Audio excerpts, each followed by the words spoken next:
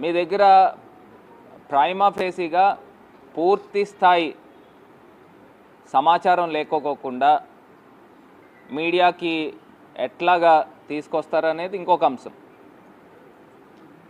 అదే రకంగా తిరుమల తిరుపతి దేవస్థానం ఈవోకి సంబంధించి అంశాలు ఏమేం మాట్లాడారు అనేది కూడా ఆయన ఫస్ట్ స్టేట్మెంటు, సెకండ్ స్టేట్మెంటు, అదేవిధంగా కాన్స్టిట్యూషనల్ పవర్స్లో ఉన్న చంద్రబాబు నాయుడు గారు ఏ రకంగా మీడియాకి ఎంతో పవిత్రమైన తిరుమల తిరుపతి దేవస్థానం యొక్క సెంటిమెంట్ని ఏ రకంగా దెబ్బతీస్తూ ఉన్నాడు అనేది అర్థమవుతుంది.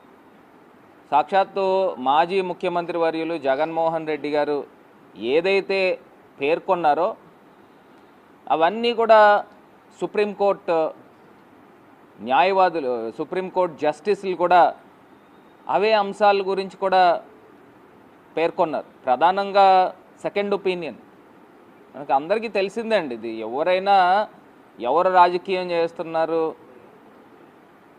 ఎవరు వాస్తవాలు మాట్లాడుతున్నారు, సో ఖచ్చితంగా అంతిమంగా సత్యమే గెలుస్తుంది. సత్యమేవ జయతే, ఖచ్చితంగా గెలుస్తుంది.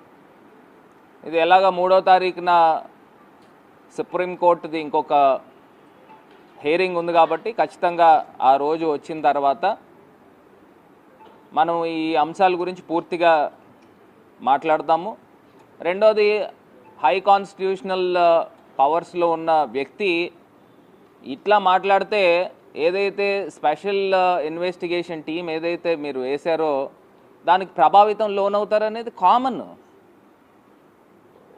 సో వన్స్ ఇంకా ప్రోబ్ జరగకుండానే పూర్తి స్థాయిగా ఇలా బహిరంగంగా స్టేట్మెంట్స్ ఇవ్వడము, మరి ఖచ్చితంగా దీని గురించి హిందూ లోకానికి ప్రత్యేకించి చంద్రబాబు నాయుడు గారు బేషరత్తుగా క్షమాపణ చెప్పాలని ఈ సందర్భంగా తెలియపరుస్తుంది.